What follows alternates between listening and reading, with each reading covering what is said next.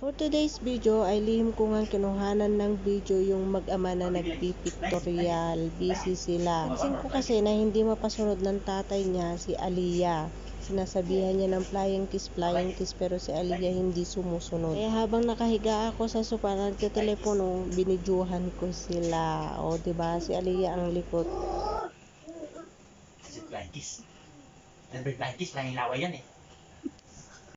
Kasi naman wala naman sa mood si Aliyah para picturean pero bigla-bigla na lang niyang naisipan na pipicturean niya si Aliyah kasi maganda daw yung damit niya. Kaya ayan, lahat ng anggulo kinukuhanan na niya kasi walang magandang kuha. Kaya nung napansin kong hindi niya napapasunod si Aliyah, ako na yung nagsalita at kinausap ko si Aliyah. You say cheese!